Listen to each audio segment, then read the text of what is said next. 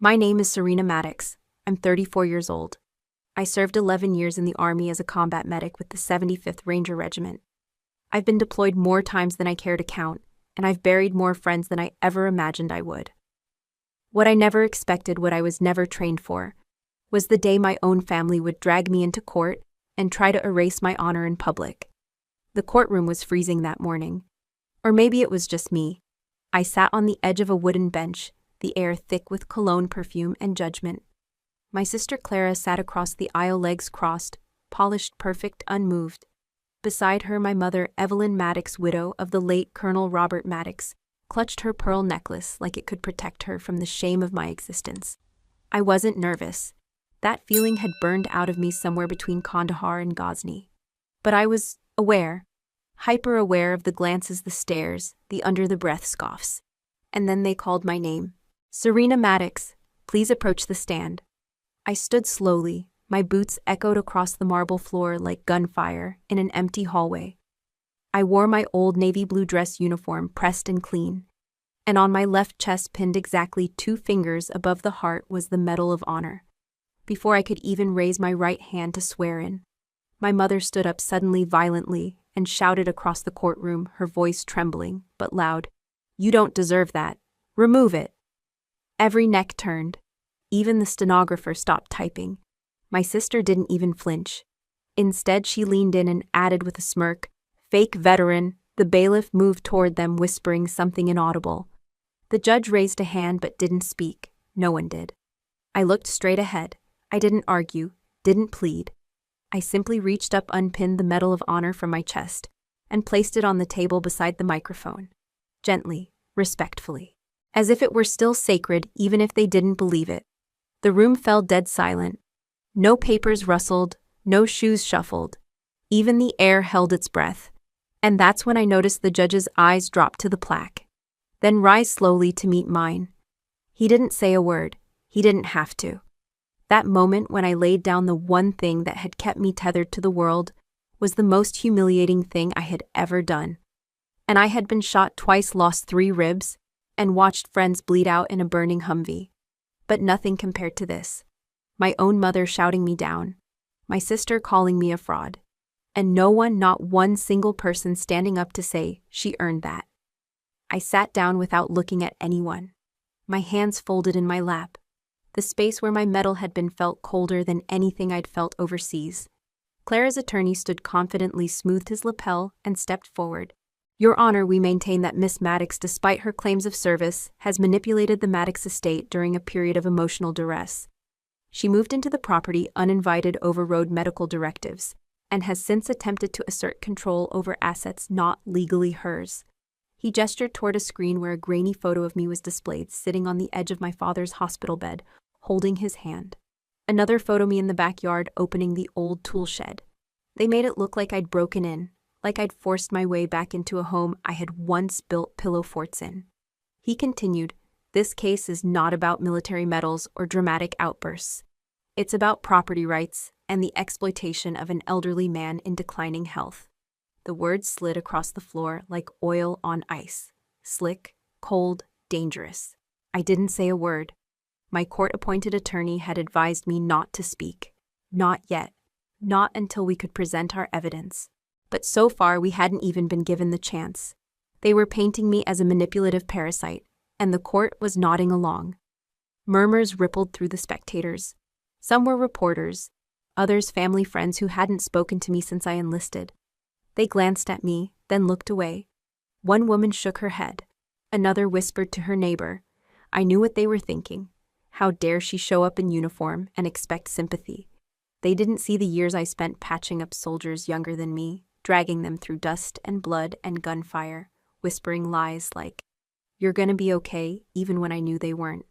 They didn't see the nights I sat by my father's bedside, changing his dressings, helping him breathe through the pain, waiting for him to say one kind word. He never did. Instead, what they saw was a disgrace.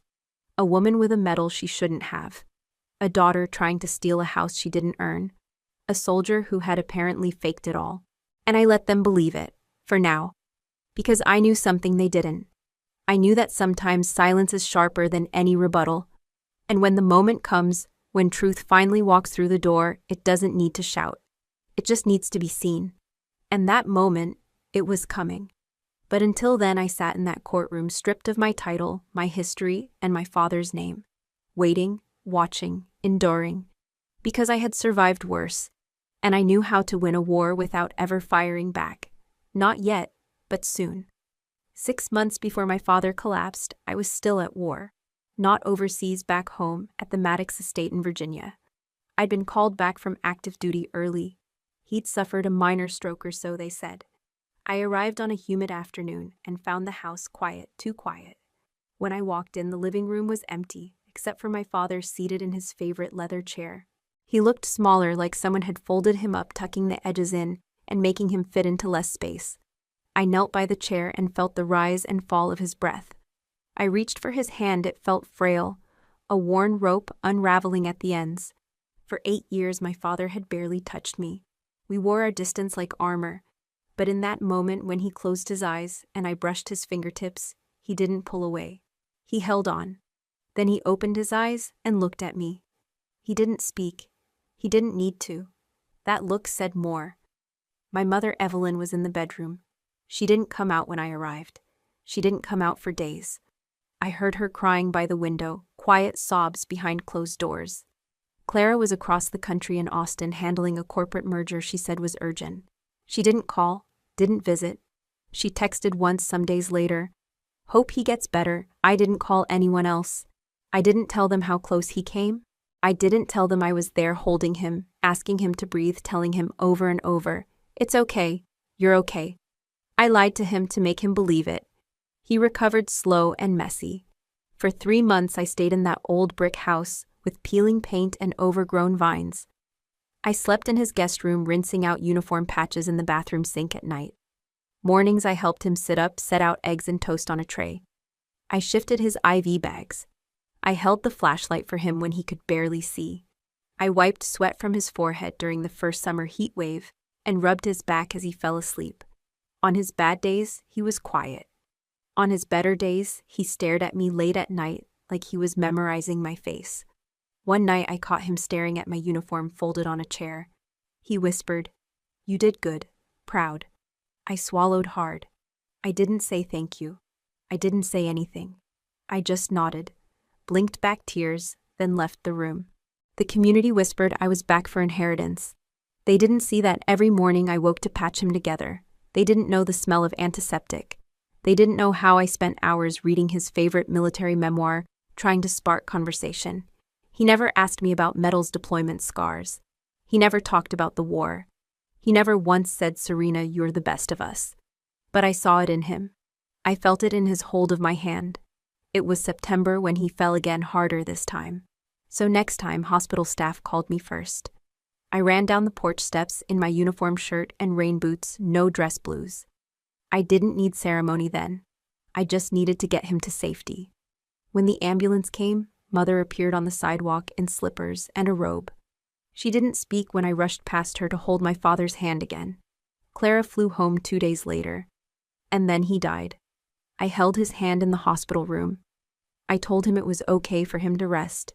He squeezed my fingers once and let go. He left this house to me. I inherited the burden and the echoes of silence between us. I inherited the responsibility of keeping his memory alive while my own family turned against me. During those 3 months, I learned more about him than any promotion or medal ever taught me. I learned patience. I learned humility. I learned that sometimes the strongest thing you can do is just show up. And after he died, they called me selfish. They called me manipulative. They said I'd taken advantage of his illness. They called me a homeowner, not a daughter. What they didn't know was how much I'd bled caring for him. What they didn't know was how much I'd held him in war and in recovery. What they didn't know was that my silence while caring for him was love, not motive. I didn't argue. I didn't post photos. I didn't respond to the rumors. I had learned earlier that noise cannot drown out trust. Trust is built in quiet moments. But when they brought those accusations into court, I realized silence wasn't enough anymore. I rose from that house the day he died. I walked out wearing boots scuffed with soil and heart bruised with loss. I carried his memory in my uniform pocket. I carried my service and my story. Now I carry them here into that courtroom again. Only this time I won't stay silent. Because I know what silence can hold and what it can finally release when the right moment arrives. 6 months before my father collapsed, I was still at war. Not overseas back home at the Maddox estate in Virginia. I'd been called back from active duty early. He'd suffered a minor stroke or so, they said. I arrived on a humid afternoon and found the house quiet, too quiet. When I walked in, the living room was empty, except for my father seated in his favorite leather chair. He looked smaller, like someone had folded him up, tucking the edges in and making him fit into less space. I knelt by the chair and felt the rise and fall of his breath. I reached for his hand. It felt frail, a worn rope, unraveling at the ends. For 8 years, my father had barely touched me. We wore our distance like armor, but in that moment when he closed his eyes and I brushed his fingertips, he didn't pull away. He held on, then he opened his eyes and looked at me. He didn't speak. He didn't need to. That look said more. My mother, Evelyn, was in the bedroom. She didn't come out when I arrived. She didn't come out for days. I heard her crying by the window. Quiet sobs behind closed doors. Clara was across the country in Austin handling a corporate merger she said was urgent. She didn't call, didn't visit. She texted once some days later. Hope he gets better. I didn't call anyone else. I didn't tell them how close he came. I didn't tell them I was there holding him, asking him to breathe. Telling him over and over, "It's okay. You're okay." I lied to him to make him believe it. He recovered slow and messy. For 3 months I stayed in that old brick house with peeling paint and overgrown vines. I slept in his guest room, rinsing out uniform patches in the bathroom sink at night. Mornings I helped him sit up, set out eggs and toast on a tray. I shifted his IV bags. I held the flashlight for him when he could barely see. I wiped sweat from his forehead during the first summer heat wave and rubbed his back as he fell asleep. On his bad days, he was quiet. On his better days, he stared at me late at night like he was memorizing my face. One night, I caught him staring at my uniform folded on a chair. He whispered, "You did good." Proud. I swallowed hard. I didn't say thank you. I didn't say anything. I just nodded, blinked back tears, then left the room. The community whispered I was back for inheritance. They didn't see that every morning I woke to patch him together. They didn't know the smell of antiseptic.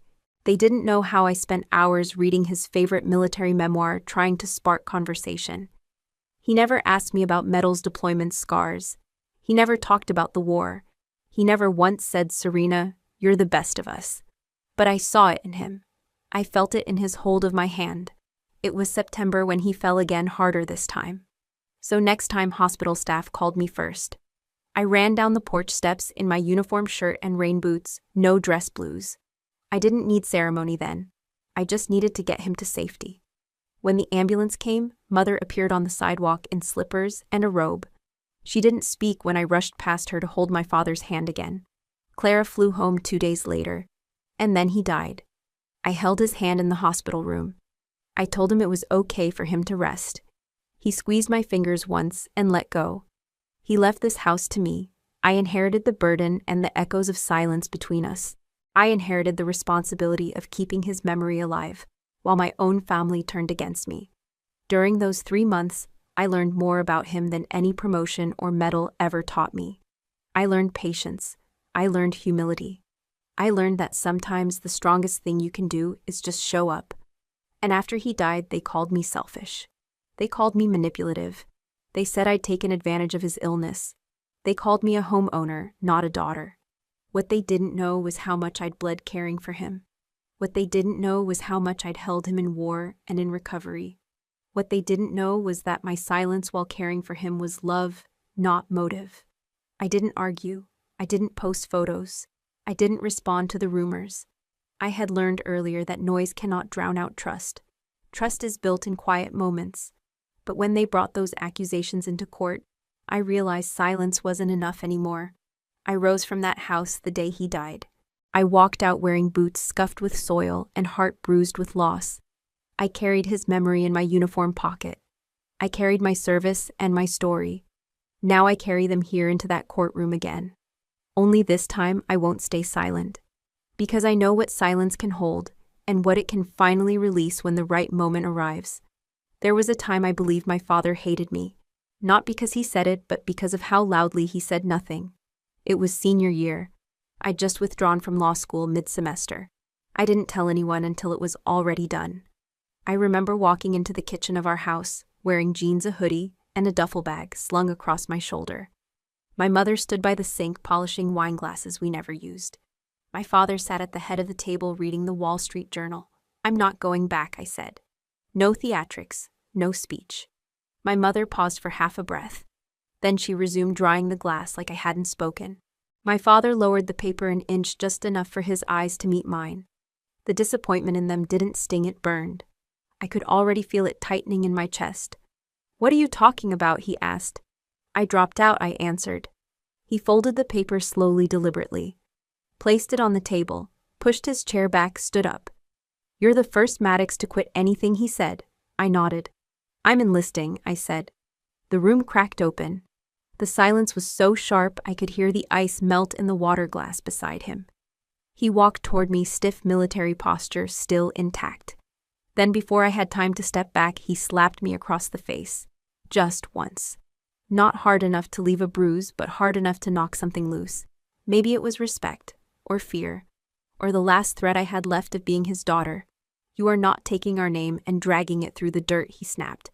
I stood there steady, didn't cry, didn't yell. I just looked at him and said, "I'm not dragging it through the dirt. I'm just not hiding behind it anymore." He turned and left the room. My mother still hadn't spoken. She hadn't turned around. When I left for basic training 3 weeks later, she didn't come to the airport. He didn't write, no one called. Not on graduation, not when I earned my stripes. Not even when my name showed up in the Army Times after my first deployment. They acted like I'd vanished. But I didn't vanish. I changed. And it was in the desert that I learned something else, something no family lesson had ever taught me. Silence in war zones is deadly. It's the moment right before an IED goes off. It's the stillness before sniper fire cuts through the dust. It's the gap between screams when someone realizes they're bleeding too fast to stop it. At home, silence had been the punishment. With my mother, it was a slow suffocation, a room you were in but never acknowledged. With my father, it was something you had to earn your way back into. But in combat, silence was survival.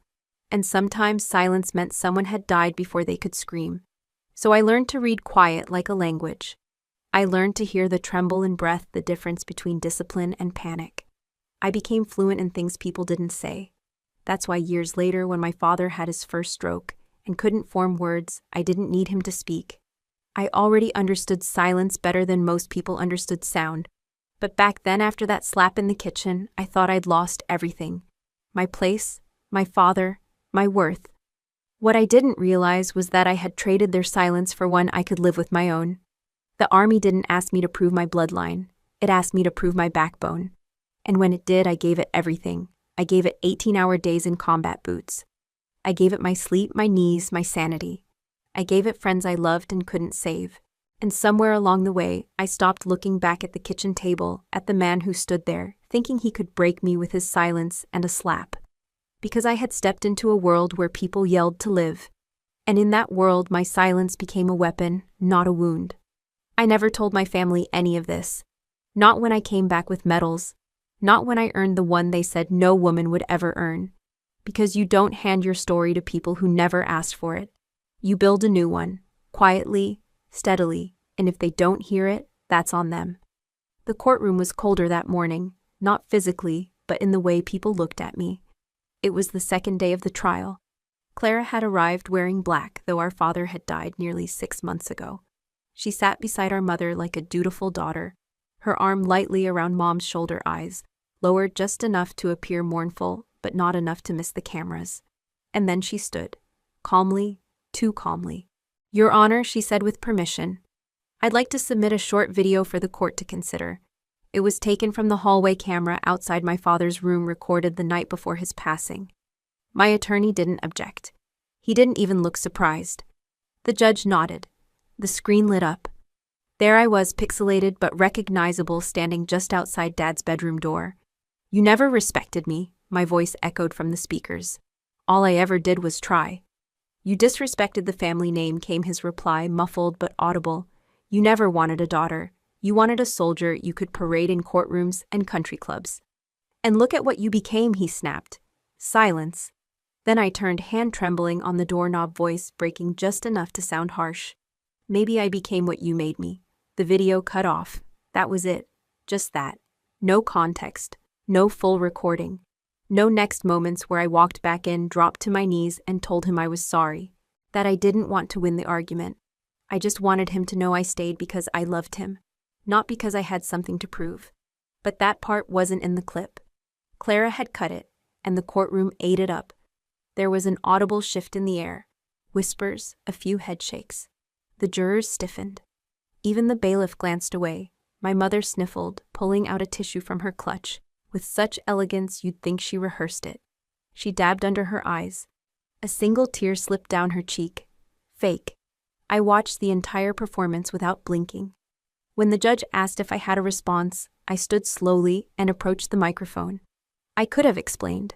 I could have told them what really happened. That he'd grabbed my wrist later that night and whispered, I was too hard on you. I didn't know how to love you the way you needed. I could have described how his fingers curled around mine, fragile and warm for the first time in 8 years. How he asked me if I believed in second chances.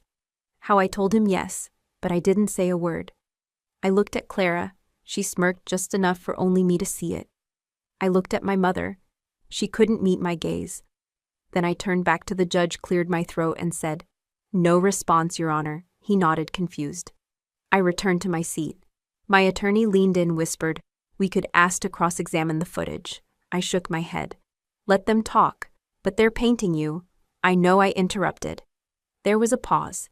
He looked like he wanted to say more, but didn't. Because here's the truth. I wasn't silent because I was weak. I was silent because I was done performing for people who only showed up to watch me fall. I didn't need to shout to be heard. I didn't need to claw for sympathy. I had already lived through worse than public opinion. I had marched through war zones where silence meant survival. I had survived nights in medical tents watching soldiers younger than Clara bleed out from decisions they didn't get to make. Compared to that doctored clip in a courtroom was just another version of battlefield noise. So I sat there, still, straight-backed, calm. Let them misunderstand me. Let them judge. Because truth doesn't need applause to be true. It just needs to be lived, and I had already lived it. The judge adjusted his glasses and sighed. You could feel it, the room winding down as if the outcome was inevitable. He began shuffling papers, tapping them once against the desk. That signature movement lawyers know well. A prelude to closure. I gripped the edge of the table not out of desperation, but out of a need to feel something solid. Everything else felt fluid. The glances, the silence, the quiet betrayal of the very people who'd once given me their name. This court is prepared to issue a preliminary finding, the judge began. And that's when the door opened. At first, no one moved. It wasn't dramatic, just a soft creak, almost an apology for interrupting. But the moment he stepped in, the room shifted. He didn't walk, he arrived. Tall, almost imposing. His silver hair cropped close. Shoulders still proud despite age. Dressed not in a civilian suit, but in his old military uniform, neat and pressed. Every pin and ribbon told a story no courtroom could fabricate. General Avery Linwood. I hadn't seen him in 5 years. The courtroom seemed to hold its breath. Even the judge paused, mouth still half open. The man beside me, my attorney, whispered, That's Linwood. The Linwood. My mother's lips parted. Her hand flew up to her chest. Clara's face turned pale. I saw it happen second by second, the smug superiority dissolve into something that looked a lot like fear. General Linwood walked to the center of the room, uninvited. He did not ask for permission to speak. He simply looked at the judge and said, Sir, I have something to say. She doesn't need to prove anything today. I'm here because I'm the one she saved. It was the first time in days that every face in the courtroom turned away from me. He looked directly at Clara, then my mother, then me. His voice didn't tremble. I was trapped under the wreckage near Kunduz, he said. Our convoy had taken heavy fire. Half the men were gone, radio dead, blood everywhere. And through the smoke, she appeared, alone, dragging one of our boys over her shoulder, rifle slung across her back. bullet in her thigh. I told her to leave me. She refused. He paused. She said, "We don't leave anyone behind." And she carried me half a mile. I begged her to save herself. She just said, "You're not dead yet, sir. Let's keep it that way." No one breathed. He turned to the judge again. "Whatever character they've painted here today, I need you to understand something. I owe my life to her. And I don't say that lightly. If Serena Maddox says she loved her father, she did. If she says she cared for him when no one else did, she did. Because she doesn't perform. She acts. Always." He stepped back. Silence.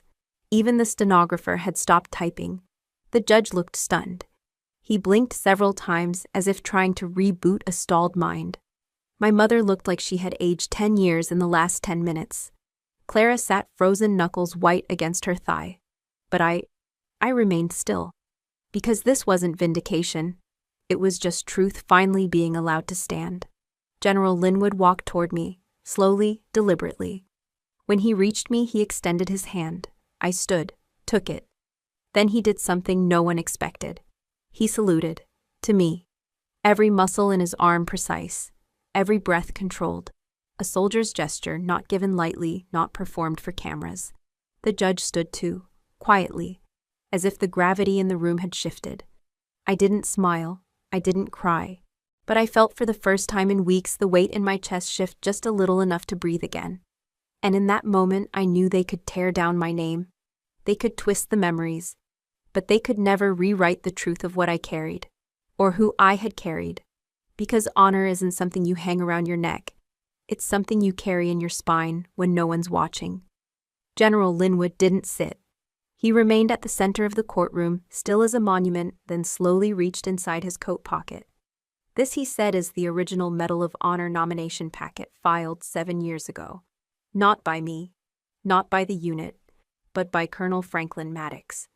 He held it up, a sealed folder with government markings. The courtroom leaned forward, the air suddenly charged like static before a storm. I froze. My breath caught in my throat, not from surprise, but from disbelief. Father Clara's jaw shifted. She blinked, confused. My mother blinked faster, as if hoping the moment would vanish if she could just outpace it. He opened the folder slowly, pulled out a crisp official document with a heavy gold seal in the corner. At the bottom, in blue ink that hadn't faded a bit, "Call Franklin Maddox," my father's signature. The room stirred. You could hear phones being unlocked. Clara pulled hers out, her fingers moving quickly across the screen. I could guess what she was looking up. How long does it take for a Medal of Honor to be approved? Can families be notified? "Our nomination's confidential," General Linwood continued. Colonel Maddox submitted this nomination through classified channels. It was during the height of a regional blackout. He asked me to keep it quiet. He said, Linwood paused, locking eyes with me. He said he didn't want the army to turn her into a poster girl before she was ready. I felt the floor slip slightly, not because it hurt, but because I had spent years assuming my father didn't believe in me, only to realize now that he had quietly fought for me behind closed doors I never had keys to. He had nominated me 7 years ago, and he never told me.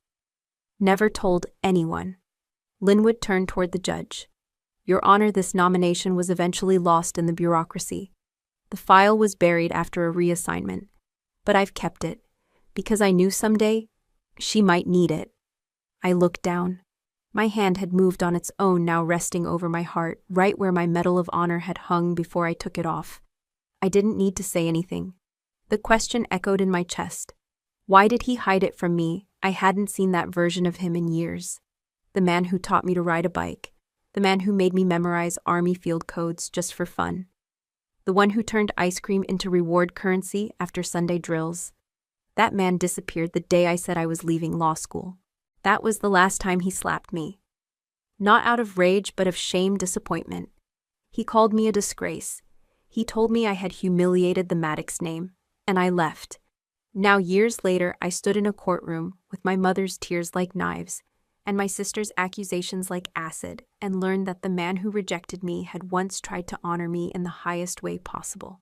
Not publicly, but quietly, secretly, and maybe in his own language, lovingly. Clara raised her voice. "There's no proof it's authentic that could be forged." Linwood turned sharper this time. This packet was logged in Fort Belvoir's secure archive system. You can check the reference number. It's all there. Dated, witnessed, sealed. The judge gestured for the clerk to collect it. The courtroom clerk rose, stepped forward, and gently took the folder from Linwood's hands. The moment felt ceremonial, sacred. I didn't look at Clara. I didn't look at my mother. I looked only at the folder. Because inside it wasn't just proof. It was a confession, a truth he hadn't known how to say. Or maybe he'd been waiting for the right moment. Maybe he'd run out of time, but now the world knew. And so did I. 6 years ago. Camp Dagger. There are places your mind doesn't go until something pulls it back. Sitting in that courtroom, seeing the nomination letter in General Linwood's hands, I wasn't in Virginia anymore. I was under desert heat again, gear heavy on my back, rifle jammed, and the radio full of static. Operation Harvest Falcon. We were 6. By the end, just me. I still remember the smell burnt metal singed cloth and the sharp stink of panic. It was supposed to be a recon sweep. Minor, no contacts, but someone fed bad intel. We walked into a kill zone. The explosion took Reyes and Donovan in seconds.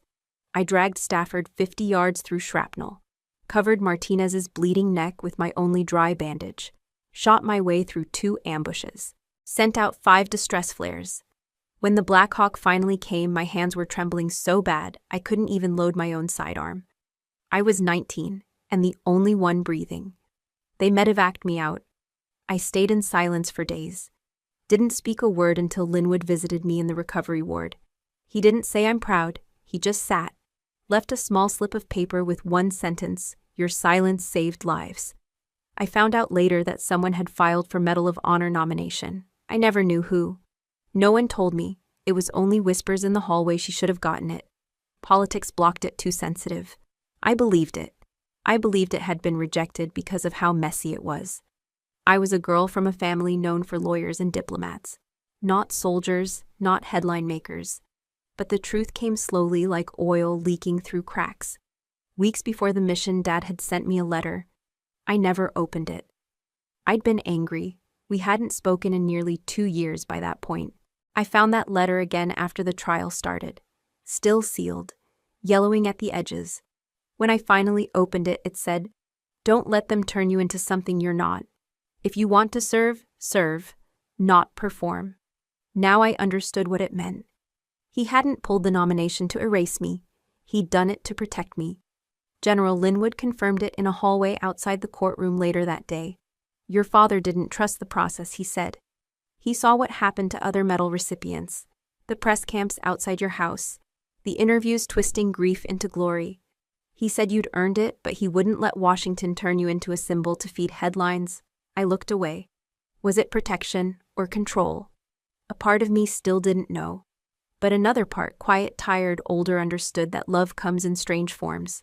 Some fathers say I'm proud. Others write letters you never open. Some speak to you through old documents tucked away in dusty safes. And sometimes they hide your highest honor so no one else can exploit it.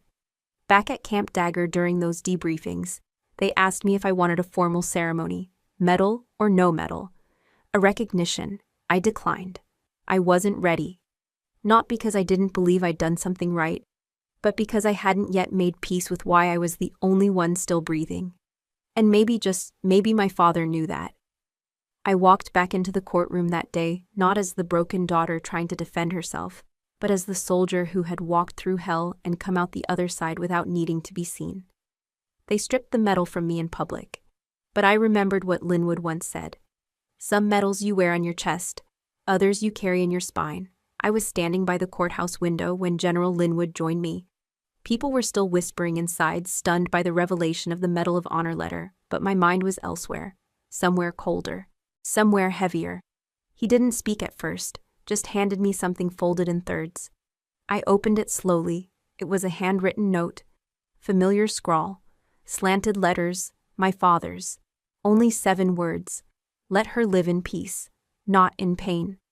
Below that, a line of instruction addressed to Linwood directly. Don't let them turn her into another sacrifice. I didn't cry. I didn't even breathe.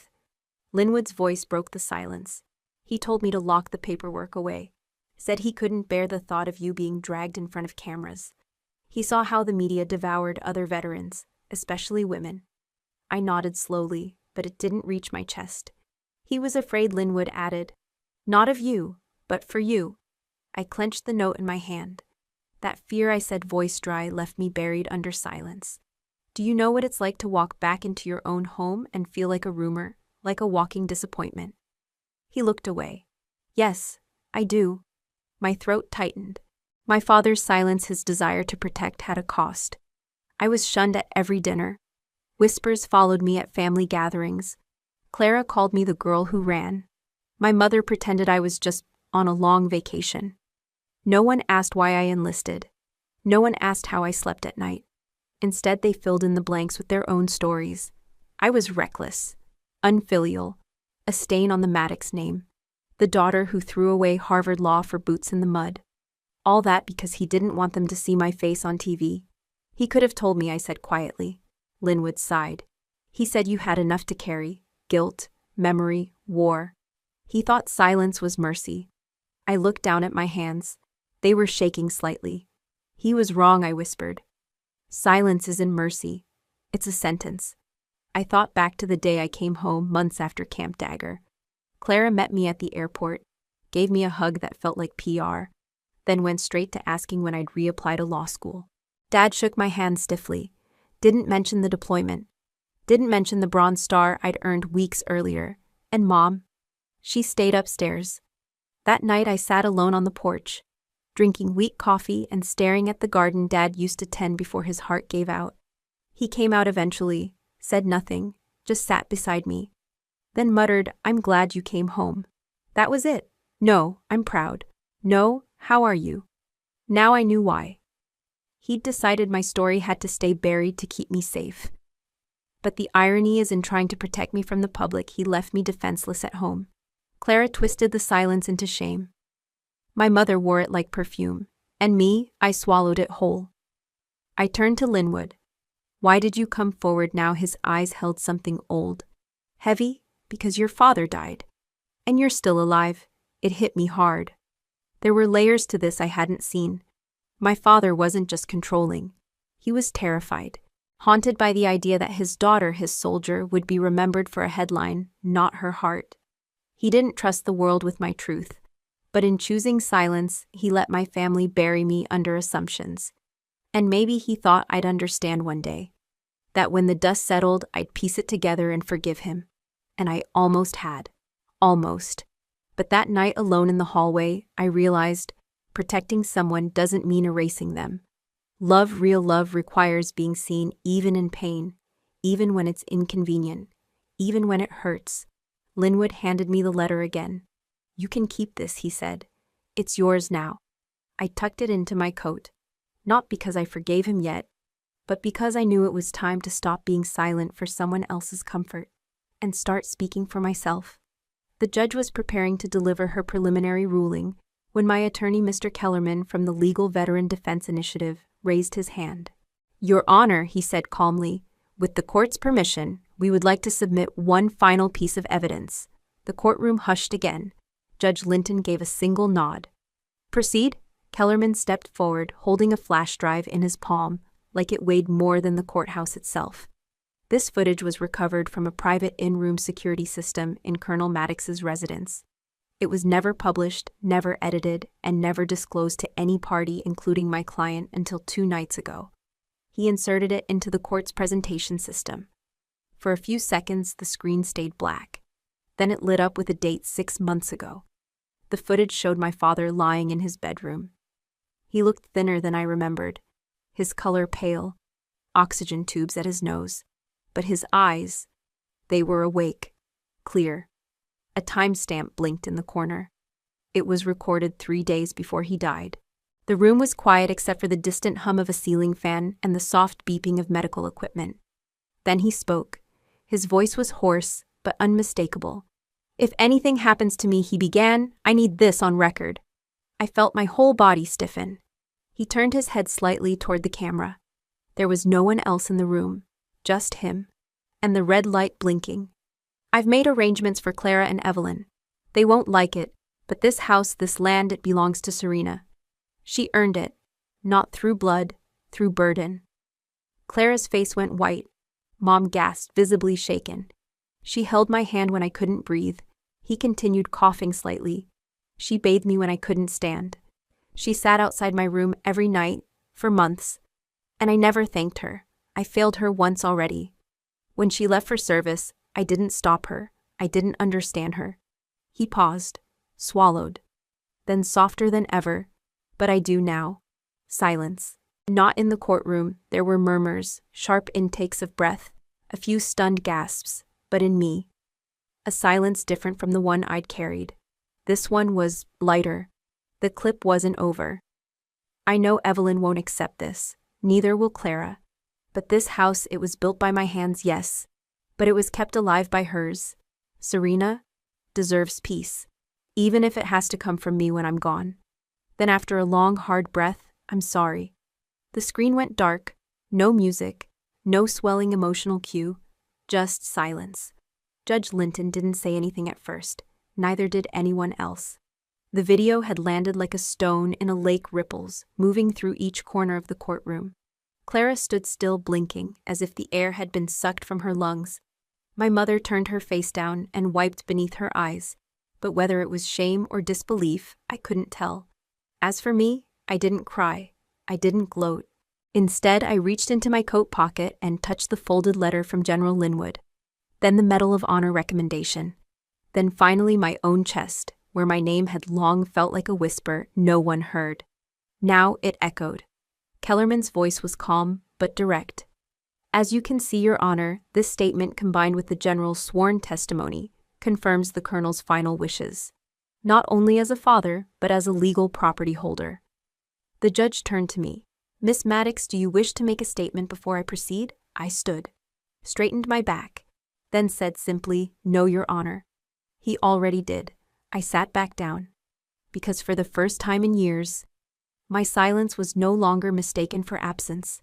It was presence, weight, intention. It was proof that sometimes the truth isn't loud. It just waits for the right moment to speak. And in that courtroom, in front of the people who once erased me, my father had finally said my name. The courtroom hadn't yet recovered from the video footage when Judge Linton leaned forward, brows furrowed. Before this court renders a ruling, I've just received a sealed statement submitted by opposing counsel regarding a new witness willing to testify under oath. Clara's face twitched just slightly, but enough. The doors opened again. This time, it wasn't a general in full regalia who entered. It was a woman in a simple charcoal suit, clutching a worn purse and avoiding all eye contact. But I recognized her instantly. Nurse Danielle Hale, my father's private caregiver. She hadn't returned my calls since the funeral. She'd vanished right after the estate was sealed. I thought she moved to Arizona. I was wrong. She was subpoenaed. I understand you requested to give your statement under oath, Judge Linton said, her voice low but firm. Nurse Hale nodded. Yes, Your Honor, I need to say this. Her voice trembled, but not from nerves, from conscience. I was Colonel Maddox's nurse for the last 4 months of his life, she began. He trusted me. He confided in me. And after he passed, I made a decision I regret every day. She reached into her purse and placed something on the evidence table. A second flash drive. Gasps fluttered across the courtroom like a sudden breeze. I deleted the original from his in-room system, she said, almost too quietly to hear. But I made a copy. I kept it in case I couldn't live with what I did. The judge asked, why would you delete it? Danielle turned her eyes, glassy now, to Clara. Because she paid me to. A murmur rolled through the room. Clara snapped up in her seat. That's a lie. Danielle didn't flinch. She said, and I quote, make sure no stray words ruin this family's legacy. Keep it clean, no drama. Then she handed me a check for $25,000. I took it, but I never cashed it. It's still in the same drawer, because I knew it was blood money. The prosecutor for Clara tried to object, but Judge Linton held up her hand. Let her finish. Danielle's voice grew steadier. I watched Serena carry more than her weight. She never raised her voice. She never asked for praise. She never begged for the house or the title or anything. But I saw it, her father changed in those last days. He loved her. He saw her. Then she held up the flash drive. This copy matches the one just played. It's proof that Clara tried to suppress his final wishes by bribing me. Clara rose. This is ridiculous. She's a disgruntled employee. Probably wants hush money now. Danielle responded without hesitation. I don't want a dime. I want my conscience back. The judge nodded slowly. We'll verify the drive and its metadata, but given this testimony, the court must weigh the implications. Clara sank back in her chair. Her perfect posture collapsed like scaffolding. The courtroom felt colder somehow, not because of the air conditioning, but because the masks were coming off. The performance was over. Clara, my sister, the face of our family's moral high ground, had orchestrated a cover-up not to protect legacy, but to erase mine. A slow realization spread through the room. The trial had never been about a house, or a will, or even my father's affection. It was about control. And Clara had just lost hers. I didn't say a word. I didn't gloat. I simply watched her unravel. Because some truths don't need to be shouted. They just need to surface. The courtroom was dead silent. Then the gavel fell. In light of the testimonies and evidence presented, this court hereby suspends all proceedings regarding the Maddox estate. The will and video declaration of the deceased shall stand as primary legal direction. The property at 412 Kingston Drive shall remain with Ms. Serena Maddox. No one moved. Then someone behind me, an older man I hadn't noticed until now, rose from his bench seat. He was wearing a faded cap with USMC embroidered in gold thread. He stood at attention, placed his right hand over his heart, and nodded solemnly. A few more stood with him. I didn't know their names. I didn't need to. They had served too. Or maybe they had daughters too. Or maybe they had watched one woman get trampled for too long. For a moment, the courtroom turned into something sacred, not about justice, but recognition. A silent salute. I didn't cry, but my throat locked like a steel door. The judge stood and recessed the court. My mother didn't look at me. She gathered her purse carefully, as if afraid to make a sound. Then she lowered her head and walked out. Her back never once turned my way, and somehow that stung more than anything Clara had done. Outside the courthouse steps, the press swarmed. Flashes popped. Voices barked my name. I didn't stop. I didn't wave. My silence was still the loudest voice I had. Clara stood several feet from the crowd. Her hair was flawless. Her makeup didn't flinch. When the microphones pushed toward her, she didn't recoil. Instead, she smiled. I paused at the bottom step just within earshot when I heard her speak. All I did was try to protect our family's name. I never lied. I just made sure the truth didn't get distorted. That's not betrayal, it's responsibility. Her voice was clear, unwavering.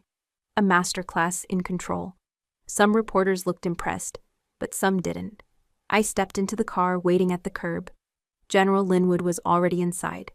He didn't say anything. He just looked ahead, hands folded like someone who'd attended too many funerals. Did you expect her to speak first? I asked. No, he replied. But I expected you not to.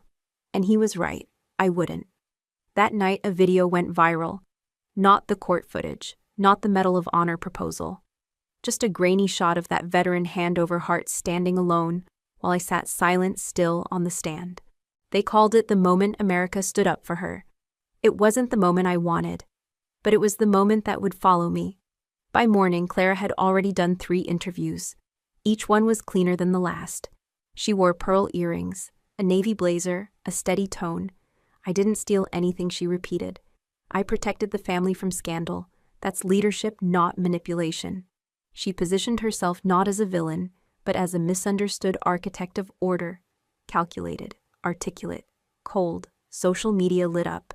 Some praised her professionalism, her poise under fire. Others called her a snake in silk. Comment threads swirled. Would you betray your own sibling for a house? She didn't betray anyone, she preserved legacy.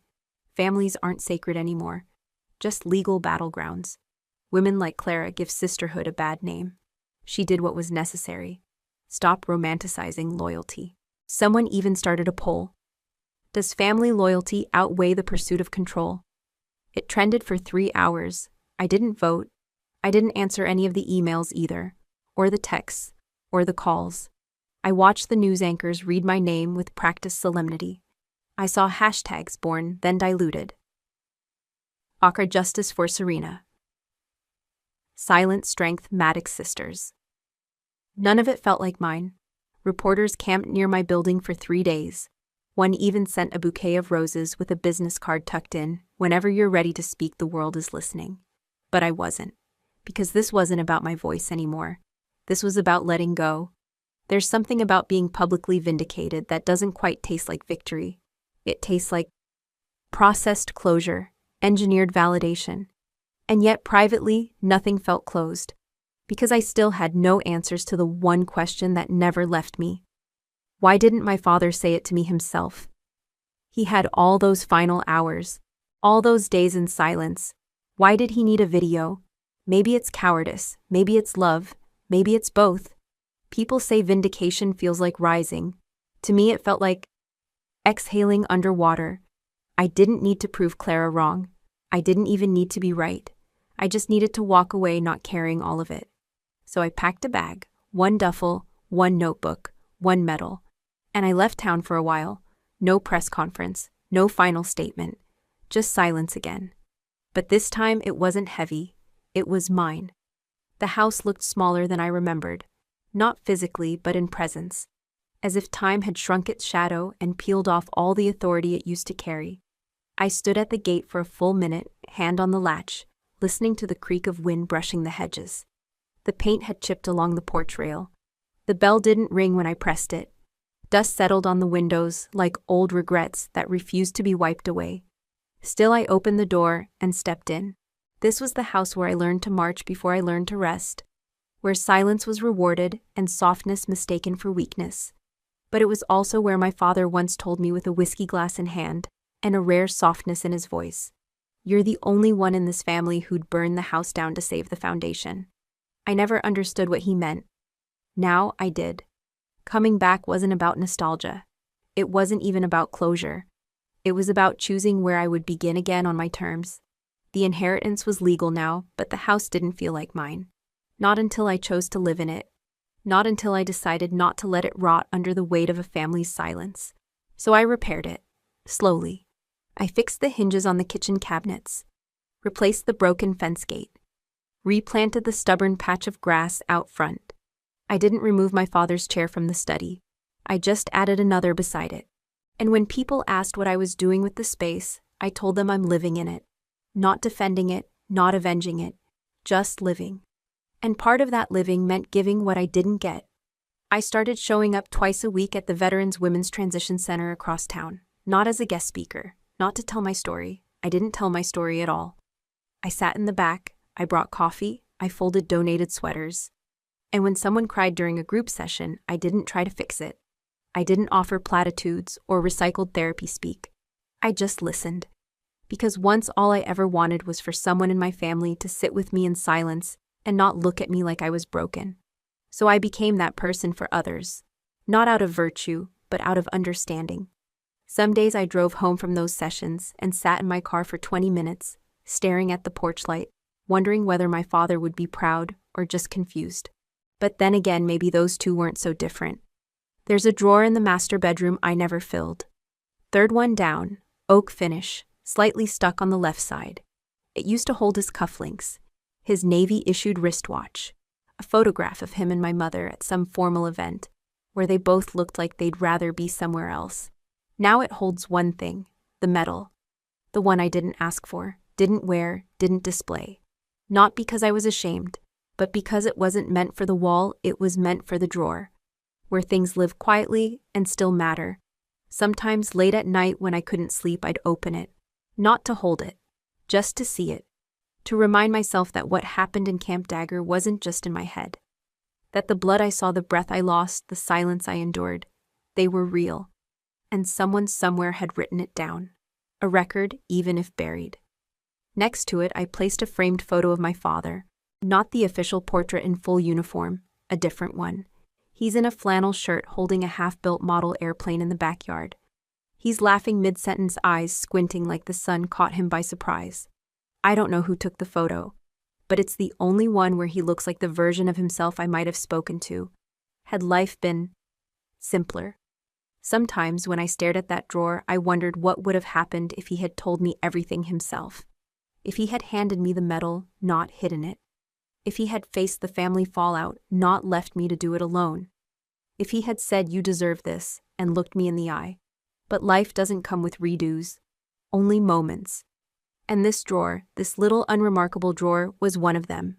I didn't keep the medal to make peace with the past. I kept it to remind myself that surviving didn't require permission. That recognition doesn't always arrive on time, but it does arrive. And sometimes the most defiant thing a person can do is stay soft. I didn't win. I just refused to lose. And that's enough for me. The folding chair creaked as I shifted my weight, trying to keep still at the far back of the hall. The Fairhaven Memorial for Veterans had always been formal pressed uniforms, pre-approved speeches, a slideshow that hadn't changed since 2012. But this year was different. They said they wanted to honor the quiet heroes. That was my only reason for attending. I didn't come to speak. I didn't come to be seen. I just wanted to sit among others who knew what it meant to give too much and get too little in return. I wore a plain coat, no pins, no ribbons. My medal stayed in my pocket. The ceremony began. One by one, names were read. Stories were told. Applause came in waves, respectful, restrained. I recognized a few people from the support center. Women who used to flinch when spoken to, now standing tall as their stories were shared. It was enough just to witness it. And then the MC stepped up to the mic with a subtle shift in tone. "There's someone here today," he said, "who never asked for the spotlight, who refused to let her silence be mistaken for weakness." I froze. She is not just a veteran. She is a lighthouse to those who were left behind in the dark. She listens when no one else does. She shows up when families don't. She teaches others that dignity isn't something you earn, it's something you never lose. No. No, no, no. He looked down at his notes, then looked up again, searching the crowd. "Lieutenant Serena Maddox," he said. "The woman who gave hope to those rejected by their own blood." And then it happened. One by one, people stood. No dramatic music, no flashing lights. Just the quiet, respectful sound of chairs scraping backward as men and women, young and old, rose to their feet. My breath caught in my chest. For a moment, I felt like I might vanish. I wanted to slip away unnoticed back into the fold of the crowd, but I didn't move. I sat there unmoving as the hall stood still. And yet everything in me was shifting. I didn't cry. Not because I wasn't moved, but because I'd already cried all the tears I had over not being seen. This wasn't about being seen. This was about being known. And I knew in that moment I didn't have to go up there and speak for anyone to understand what I stood for, because they already did. The applause faded, but the weight of it stayed in my coat. I reached into the pocket and curled my fingers around the cold edge of the medal. Not to show it. Not to lift it up like proof. Just to hold it. The metal was worn around the ridges, now dulled slightly from years of not being touched. It felt heavier than I remembered. I didn't pull it out. Instead, I leaned forward in my seat and whispered, barely loud enough for myself to hear, "I didn't need you to say the words, Dad. You never said you believed me. But you believed in me. And that was enough." It wasn't forgiveness I felt. It wasn't triumph. It was something quieter, like watching a scar fade and realizing you no longer flinch when someone touches it. The autumn sunlight filtered through the tall stained glass windows, spilling golden hues across the wood-paneled floor. Outside, trees danced with color rust amber and hints of flame, the kind of sky that made you want to sit still and breathe. For years I thought healing would come in one grand moment, a courtroom speech, a banner headline, a sibling apology. But healing, I've learned, rarely looks like a finish line. Sometimes it looks like showing up to a memorial and realizing you no longer need to be invited to belong. Sometimes it sounds like silence because no one's questioning your worth anymore. And sometimes it feels like a medal in your pocket, worn by time but still warm from the hand that never let it go. As people began to leave the hall, someone tapped my shoulder gently.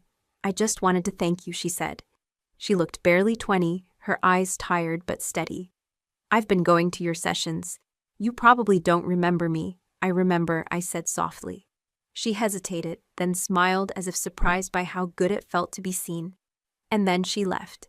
That was all. No more speeches, no grand ending.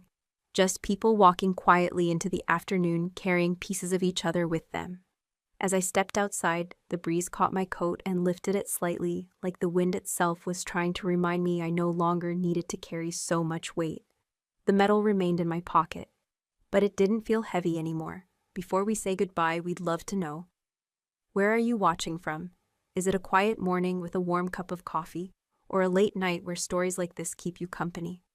Let us know in the comments. We read everyone with gratitude. And if this story touched your heart, please consider subscribing to the channel, not just to hear more stories like this, but to be part of a community that still believes in kindness, healing, and second chances. Thank you for spending your time with us today. Wherever you are, we hope you carry this story with you, and remember, sometimes the miracle doesn't knock on your door. It waits quietly until you're ready to open your heart. Take care, and we'll see you in the next story.